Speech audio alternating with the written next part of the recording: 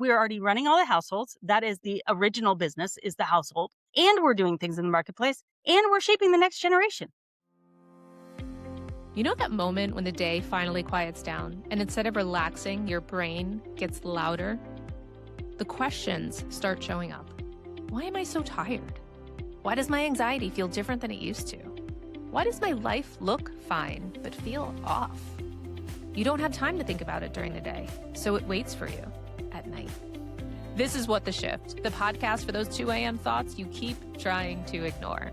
The ones about exhaustion, people-pleasing, overfunctioning, boundaries, changing bodies, shifting identities, and the quiet realization that nothing is wrong, it just can't keep going the same way. I'm Gia Lacqua, and if it's been keeping you up at 2 a.m., it's trying to tell you something. Welcome to What the Shift. If you've been having conversations with yourself at 2 a.m., you are in the right place. Welcome back to What the Shift. I'm your host, Gia Lacqua.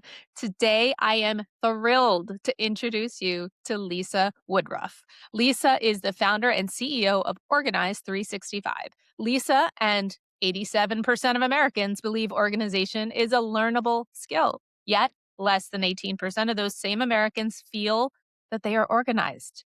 As the host of the top-rated Organize 365 podcast, with 24 million downloads and counting, Lisa shares strategies for reducing the overwhelm, clearing the mental clutter, and living a productive and organized life. Lisa, so happy to have you join us today. Welcome to the show. Yeah, thank you for having me. And I'm going to have to take notes for my own personal toolbox as well as we're having this conversation.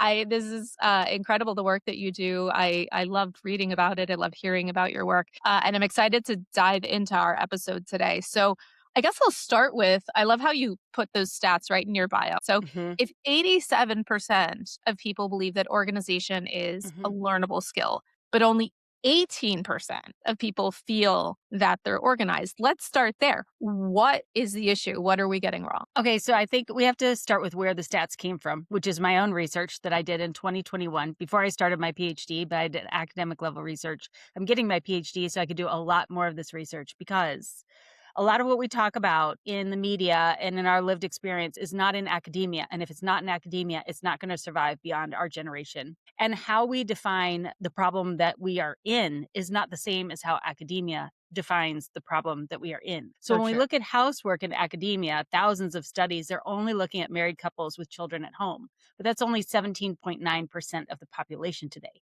meaning that 80% of people are not even included in the research that we do. So my research always covers 18 to 65-year-olds. I'm covering a much larger portion of the population, and I'm covering all people in those different populations. So I realized as a teacher, and I was an in-home professional organizer, that over time, people were learning how to get organized and they'd stop hiring me to do their house because they had figured out how to do it on their own. And at first I was like, this is terrible because I need to earn money. And then I was like, this is awesome because I didn't know that organization was teachable. I just thought you had to be organized. I was like, well, I'm a teacher. I'll figure out how to teach it online. So then I started asking the American population, do you think organization is learnable? 5,000 people have gone through our studies over time, and it's anywhere from 85 to 87% believe it is learnable. However, when you run into people, you say, are you organized? They will say, yes, because they're thinking, my closet is organized, but my paper's not. My kitchen is organized, but my kids aren't. And it's like a moving target. Like some things are organized and other things aren't organized. And I believe if something is learnable, that you should be able to achieve the learning and be done. Like there's always going to be ongoing organization to do, but in each phase of life, as you organize your household for that phase of life, you should be able to get to a point where you say, yeah, there's maintenance, but I'm done setting up the systems for this phase of life. And so that's what I mean by done. And so I had people evaluate in their paper, in their physical spaces, in their daily to-dos, like, where are you organized? And they be organized in different areas, but not all at the same time. And I want people to be organized in all areas at the same time so they can move on and use that time for something else. Amazing. So first of all, I love that you were able to conduct your own research on this topic and ensure that it's being updated in academia. It's right to your point, make sure that it is carried through. I think that's such an important point that you brought up. Second, you talk about systems, which I think is something that might get overlooked in this space. So I hear what you're saying in that people think they're organized in one area and maybe not so organized in other areas. Like, so we're feeling inconsistent. Like sometimes I am, sometimes I'm not. Or I might say, yeah, I'm kind of organized. Like my pantry is Yes. organized, but my Yes. definition of what organization is and yours might look a little different. So, talk to us about foundationally. When you say systems in an organizational conversation, tell me what that means. Yeah, if we were talking in business, it'd be real easy. We'd be like, do you have SOPs? What are your KPIs? What are your operating systems? When we're talking about, yeah, when we talk about households, we're like, eh.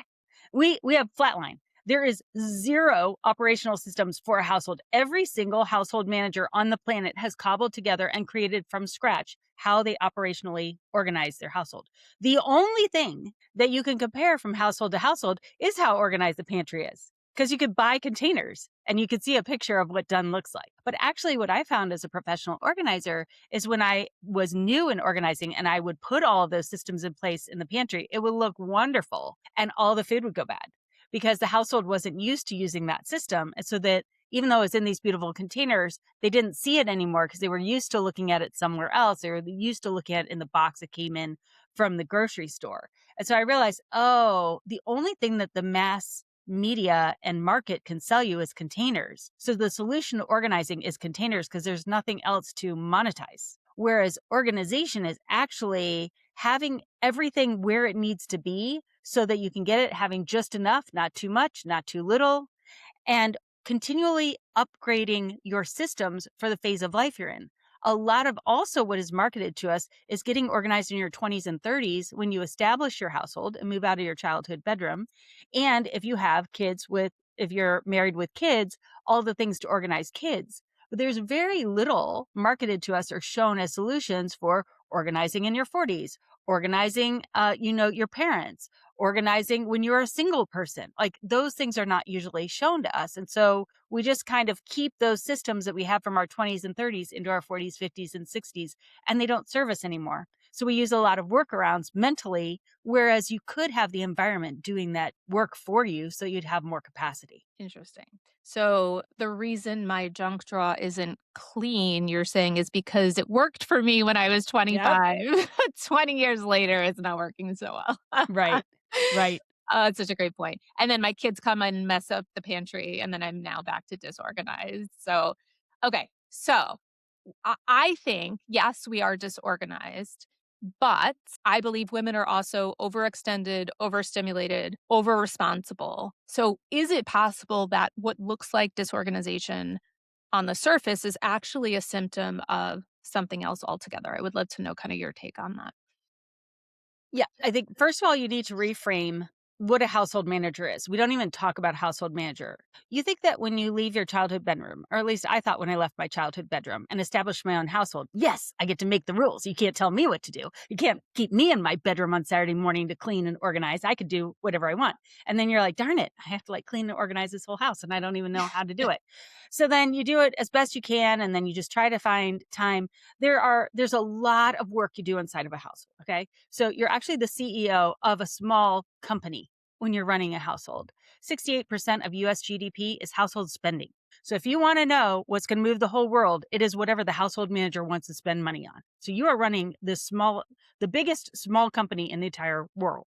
So you have a lot of different work to do. You have housework, which I define as just cooking, laundry, and cleaning. That's what the American population says housework is, not what everything in academia says. So those things are housework tasks that you can outsource if you want to, but also usually you do them yourself. Then there is the physical organizing of the household that needs to be redone about every 5 to 10 years as you go into a different phase of life. And that just reduces the clutter, reduces your cortisol, reduces your stress. But then there's this whole huge pile of work that is the invisible work that is really hard to make visible. And it is the strategy of what your family is even going to do. It is the weekly bill pay and scheduling and keeping up with all of the different ways that you get information. It's organizing the information that's in your file cabinet that's all completely outdated. And most of it's actually in your head. But in an emergency, everyone has to ask you because you're the only one holding the information management and on and on and on. So that role of being the information manager, the keeper of the knowledge, the keeper of all the trains on the right tracks, that work is the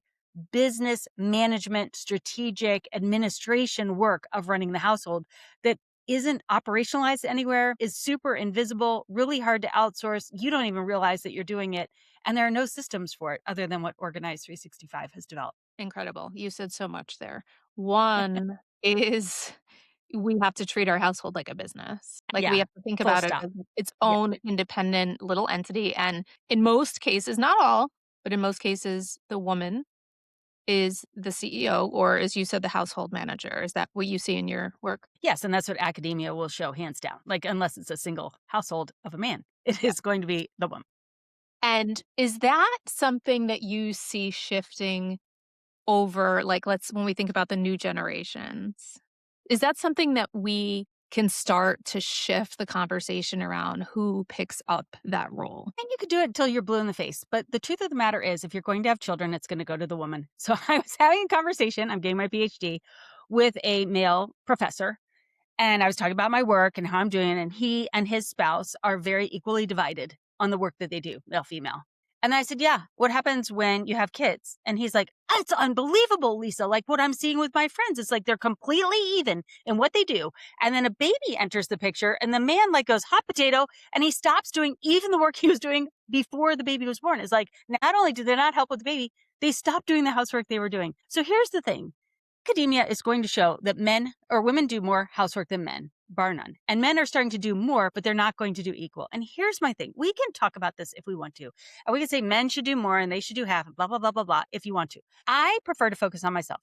I can only change myself. I can't change my spouse. He does do more than half of the housework, by the way. Slowly over time, I just kind of stopped doing everything and he picked it up, which is awesome. But what I find happening in midlife is women get so frustrated that they've been doing this for so long that they literally blow their lid and then they notice that everybody else is noticing the same thing. And honestly, what I'm seeing when you really in midlife try to divide the work, you end up just getting out of the marriage. I see so much divorce happening because women want men to pick up the slack. And I mean, that's fine if you want to get out of your marriage so that you don't have to do it. Is statistically shown if you get divorced, you will reduce your housework by 7 hours for women, and men will pick up 5.5 hours. So you are doing the housework, like if that's what you want to do. I want to stay married. So I want to stay married and I can only change myself. And so I am a CEO. I'm a CEO in my business. I'm a CEO in the household. You know, I'm getting my PhD and I love being a leader. I love being a leader. I love managing things. My husband's like, you want to be the one in charge of the decisions. I'm like, darn right I do. Absolutely. I want to be in charge of the decisions that are going on around here. I don't mind the mantle of leadership that I have. I love it. I love being in charge of that invisible load. I just want to have good systems that support it so I have time to run my company, get a PhD in active grandma, and still do Pilates.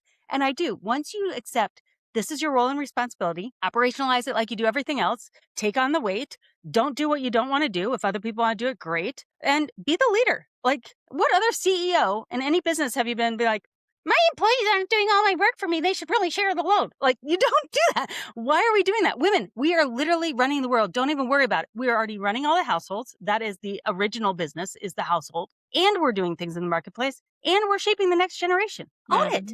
Just own it. So interesting. So we should stop wasting our energy, expending our energy on waiting for somebody else to step in and pick up the load. And look at what they are bringing to the marriage. Look at what they are bringing to your family. Look at why you fell in love with them. Like, why are you in partnership with them in general? It's not so that they would do your laundry. As a matter of fact, find more time for you to do what you're uniquely gifted and created to do, make more money, and have somebody else do the laundry. Nobody wants to do it. So, you know, I abdicated my role of cooking 9 years ago. First of all, I suck at cooking. Like, I am like the worst.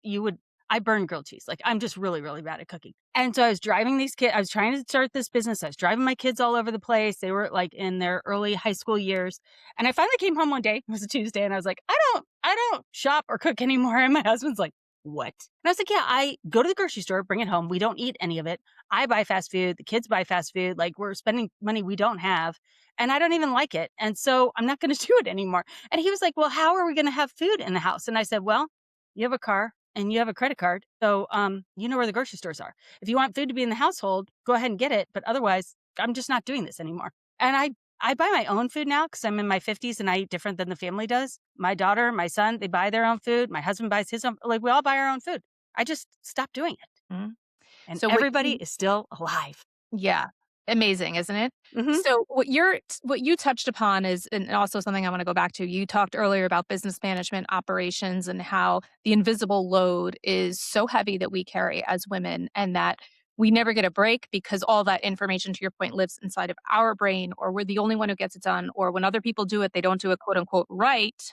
So then we say, forget it, I will just do it. Now, that ties to what you're saying with in the work that I do. What I see with a lot of high achieving women is that over functioning. And this happens at work and it happens at home, where we take on more than our fair share. And I don't just mean physically, I mean emotionally, psychologically. We're owning more responsibility than is Mhm. actually ours. And what happens is when we overfunction, the people around us underfunction, True. right? And that becomes a Yeah. very hard cycle to break. So what you're saying is I came home one day and said, I'm no longer doing this. And Yeah. you sort of broke that cycle very abruptly and said, this era of me doing this is now over. And what happens is and I'm not saying your family was under functioning, but in that example, like people who are not doing the food shopping had to suddenly start doing the food Yeah. shopping. They did. And he did a great job. And actually, he loved it because then the pandemic happened, and the only places you were allowed to go were food stores. So he went to 4 a day, and he still does this. He goes to 4 every it takes him, like, 4 hours to grocery shop. I place 1 Walmart order, and it's here in 10 minutes. Like, that's how I shop because I don't care about food. I don't care about it. Now, I care about education and medical, and my kids have always had a lot of education and medical needs, and now my grandchildren do. I spend an exorbitant amount of time researching things, going to doctor's appointments, even for my grandchildren. I will not outsource that. Just today, another appointment got scheduled, and I said to my daughter, "Would you like me to come?" She said, "Yes." I blocked out the whole 4 hours it's going to take to go and do all of the things because if she's going to let me be there, I am going to be there because that is something I feel is my highest priority, will pay it forward for generations to come, and something that I'm uniquely gifted and created to do. A lot of people make food. And that's something where I was like, I mean, we're not going to starve. So I'm just not doing this anymore. Mhm. And so you just said, you can't do it all, like you said. And I was in my 40s. Once you're in your 40s, you're like, okay, well, I can't do everything, but there are certain things that I am not going to drop the ball on. And that will be the education and medical for anyone in my family. I will step into the gap. I will stay up all night. I will figure it out in those instances. But food, I will DoorDash something. We will Yeah. just live. And Yeah, that's not and great. Like, I am doing better. I don't want like, I don't just eat all fast food now. I actually don't eat any fast food now. I've worked on my nutrition, but it wasn't my highest priority at that time. And we have to be able to choose. What is your highest priority? It can't be everything. It can't be. yeah. It's funny you say this. I literally this morning was just talking to my business partner about this. I think it's, our values change Mhm. based on the season of life that we are Yes. in. And so what you're describing is cooking food was not a top priority for me in my 40s. Education is, medical is, and you were able to identify those and say, now I'm going to align my time and energy with what Mhm. I value in this chapter of my life. And then you were able to reevaluate that in a different season of your life, which I think many of us struggle with. Yeah, because you're not treating your life like a business. Like if you're an entrepreneur or you're doing some or you work for somebody, think about the CEO of the company that you work for. They can't possibly say, "Here are all the things we want the company to do, and we're doing them all next week." Like the bigger your company becomes, the more you realize you have less and less initiatives that you actually do in the company until that one is launched, and then the next one is launched, then the next one is launched. And once those initiatives are launched, then you need to maintain the customers in the program until you sunset that program. Like last year, I got rid of half of my product line, all of my work offerings, everything related to it. I sunset the whole thing. And the audience was shocked, but a couple of business owners came up to me and they said, most companies never sunset anything. Like they never, especially something that's profitable that people are still buying. True. And I was, well, I can't go to where I'm going next if I'm still trying to maintain this old product line. The same thing happens in your household. You start in your 20s and you separate from your childhood home. In your 30s, get all of your lived experience, marry, don't marry, have kids, don't have kids, climb the corporate ladder, travel, whatever you do. And then in your 40s, you need to go back and evaluate what was the best from your 20s and 30s. What was the thing that was the through line of all that you want to take into your 40s and 50s? And then you have to declutter some of those roles and obligations that you took on in your 20s and 30s to have the capacity for what you're becoming in your 40s and 50s. It's math. Yeah, and I love the analogy of the business, right? Because in a company, in an organization, I was in corporate America for 20 years. At some point, you have some very highly paid consultant come in and say, "Let's look at all the things we're doing Yep. and Yep. figure out like why are we still doing them? Does it make sense to do this?" And first of all, why is that not baked into a system? But second of all, how are we doing that in our own lives is I think a great point you make. Yeah, and I think, if you think back to how you started in your 20s with no money, because nobody starts with money in their 20s, and you do a lot of things because you have free labor and also you have time. And then you keep doing that in your 30s and 40s. And in your 40s, you make decisions about, like, well, it's free for me to do it. No, it's not. It's not free for you to do it. If you're thinking about your household as a business, the size of your business is whatever the income you put on your tax return is at the end of the year. So if somebody has a $50,000 a year job, you're running a $50,000 a year business. I was in a podcast with with a male interviewer, and he was like, "Oh my gosh, the people in my industry make 300,000. You're saying that our wives are running $300,000 businesses?" I said, "Yes." That's He goes, "There's exactly a what I lot of things that she should not be doing then." I was like, "Exactly, exactly." Because her time is worth $300,000 divided by hours. Like, her time isn't worth 2 cents an hour. It's worth like $50 an hour. So do you still want her doing XYZ? He's like, "No, I do not." And he's like, "I didn't even think about the fact that she is managing that amount of money." Yeah. Yeah. Your household tax return is your P&L, people. Such a great perspective. I love that. Yeah. So I love digging into kind of what are the underlying struggles that you see. What are some of the other areas that you see women really struggling with when it comes to organization? With the organization, they're trying to solve the problem with containers. They're trying to solve the problem with the spaces that people see when they come in the household. Hmm. And I call this Swiss cheese organizing, when you're trying to organize the spaces that people use every single day. And you should not do Swiss cheese organizing. You should go organize the spaces no one ever goes in, like your bedroom, your bathroom, your closet, your storage room, your laundry room, because these are the areas that you're in all the time. And also, your family never goes in them, so they can't possibly mess it up. And it allows you to start organizing in secret. Because there are many times when you're like, "We're going to get organized." And then the family's like, "Yeah, I've heard this before. Give me the $200 Target bill and then we'll still not be organized." So it also allows you to take care of yourself. Self care is meeting the needs of yourself like you would for children or spouses or adults or anybody else that is under your care. You should walk into your closet and everything in there should fit your body and you should feel great and not have a lot of decision fatigue picking something out. You should get ready in your bathroom and you have the right hair products, the right makeup, and the right hygiene products that are not expired, that are not samples, and you should have a backup so that if you run out of one, you don't have to go, "Oh my gosh, I'm not going to have deodorant today." You should go to bed in your bedroom that is organized. Like, we spend so much time organizing kids' bedrooms that are not organized 1 week later. If you put a couple of weeks into getting your bedroom organized, it would stay organized for a decade. Like, take some time to organize the spaces that you live in every day and make them function for you, and they will stay organized. Then put your effort in the more forward facing areas. Interesting. So we have it backwards. Yeah. Yeah. A lot of times. Yeah, that makes sense. And you touched upon the self-care piece, which I think is really important. And I want to dig into that just a little bit. I think a lot of us think of self-care as, a spa day, a girls' weekend away. I also know that a lot of women, myself included, for many, many years, sort of have an allergic reaction to even the term Yes. self-care. Yes. So tell us how you think about self-care, what it means, what it looks like, and also the guilt that the women carry around this concept. Yeah. So, do you have an allergic reaction to self care because you think it's selfish? Yeah, so I think for many years, I think it was this belief that self-care made me selfish and that I didn't need it. Like other Yeah. people needed self-care, but Right. Right. I didn't need self. Right. So, same, same. I can't do self care because we don't have the money for it. We don't have the time for it.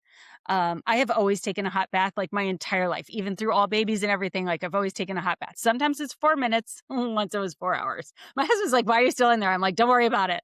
Like, just leave me alone. Don't worry about it." I can see the TV from my bathtub. So I watch like a lot of TV in there. And that was like my definition of self care.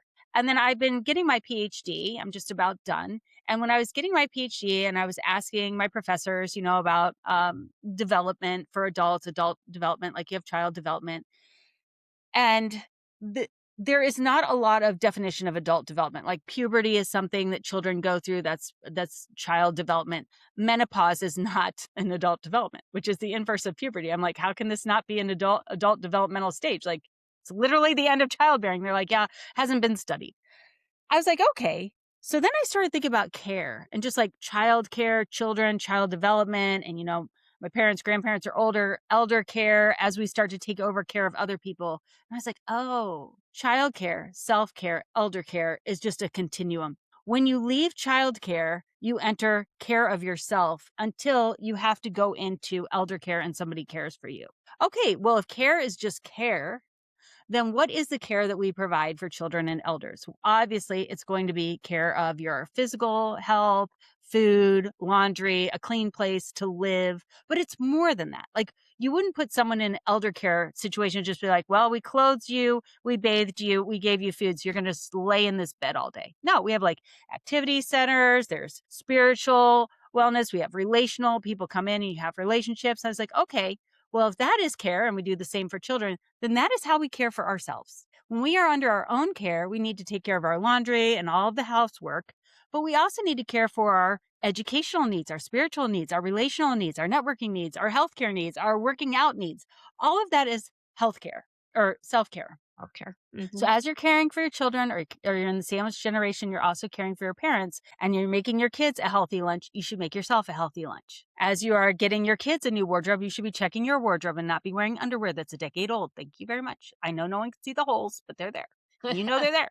Like, we need to really put ourselves back on the list of the people that we care for and provide the care for ourselves that we provide for our family members. Because when you don't provide for your own care for a long time, then you aren't as equipped to provide for other people because you're so depleted. This is what it really means to put your oxygen mask on first, Mhm. is to care for yourself like you care for others. Yeah, and I know that's an area women struggle with, but I love the way you reframe that into a Mhm. continuum. Until Yeah. you're 18, somebody else is hopefully gonna do that for you, and when you're older, right, and unable to do it for yourself, somebody else hopefully will be able to do that for you, but in Hmm. that in-between space, Yeah. nobody's gonna do it for you. Right. Right. It's your job. It's your job. I love that. I love that. So another thing that I hear women struggle with and say often is, and I'd love your take on this. So women who are obviously doing all the things, career, marriage, kids, they don't have hobbies because we don't have time for hobbies.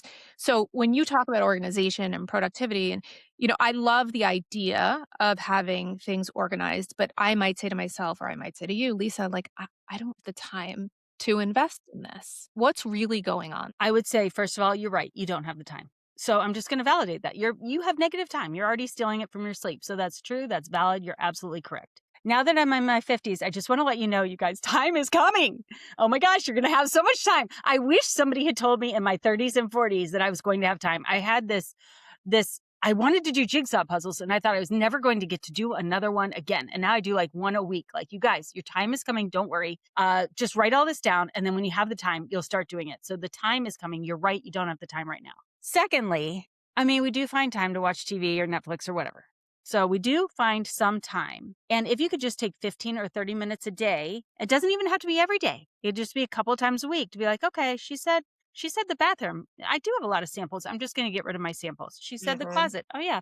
I do have underwear with holes in it. I'm just going to replace my underwear and slowly start to do that organizing over time. It will start to pick up, especially if you do it in the right order. If you do the storage room in your personal spaces first, you're going to start living in organized spaces and then you're going to crave organizing other spaces. And you could do it in little itty bitty pockets of time, one drawer, one cabinet, one category of your closet at a time. Because what I found when I was turning 40 and my house looked like a bomb went off in it, I was like, there is no way I could keep living this depressing, negative, reactive life for another 50 years. I mean, the women in my family live into their 90s. Like, I couldn't keep doing Groundhog Day every day. I was like, I have to start shifting how I am acting in this environment and then put myself in this environment so the environment supports me instead of making me feel less than.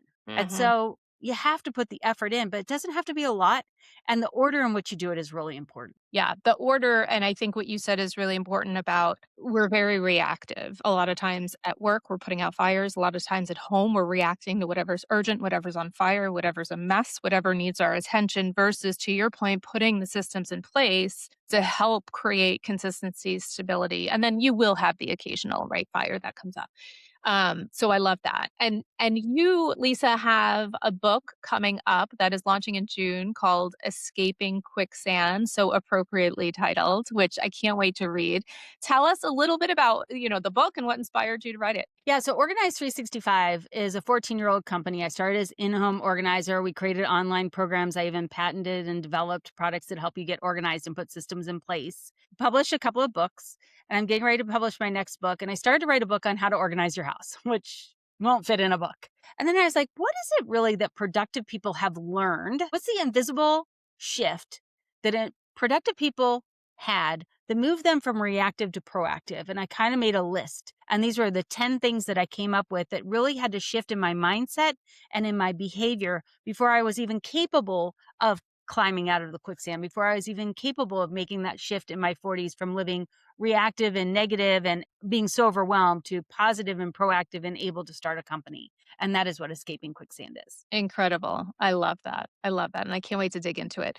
So, just before we wrap up, Lisa, what's one thing that women listening to this podcast episode today, what's one thing that you want them to take away? What's one thing they can do to become more organized? What's one shift you want them to make? I think just recognizing that there is a finish line to organizing. Like you can actually get organized in the phase of life you are. And you are right. You don't have the time right now, and you may not even have the skills, but it is a learnable skill. Organization is a learnable skill. And when you get organized, your environment gets organized, your invisible systems get organized. Planning always gives you more time. So organizing is going to give you exponential time on the back end. So if you feel very overwhelmed, like, oh my gosh, I just feel like I'm doing the same thing over and over and over again today, the practical thing I would have you do is stop and think, what is one thing that I could do to not repeat this tomorrow? Like, could you prepare what you're going to wear the night before? Could you, make a meal plan for the week? Something like that. You already know something that you could do, and then just try it and see if your week goes differently, and then just keep iterating on that. Yeah, it's kind of like the concept of how do you set your future self up for success, Yes. right? Yes. Yeah, love that. I love that. This has been incredible. Such an incredible conversation, Lisa. Thank you so much for being here, for sharing your insights and expertise. Thank you. And where can our listeners find you if they want to learn more about you and the work that you do and buy a copy of your book? Sure. The website is called organize365.com. The podcast is Organize 365, and Escaping Quicksand is available anywhere you want to buy a book. Perfect. And we'll put that link in the show notes. And if this landed with you, share it with a friend who's having the same thoughts at 2 a.m. And if you want more conversations like this, stick around because this is where we make shift happen. Take care. All right, shifters, before you jump back into your day or back into your thoughts, if something from this conversation stuck with you, that's not random. A shift doesn't happen because you push harder. It happens when you stop ignoring the thing that keeps coming back.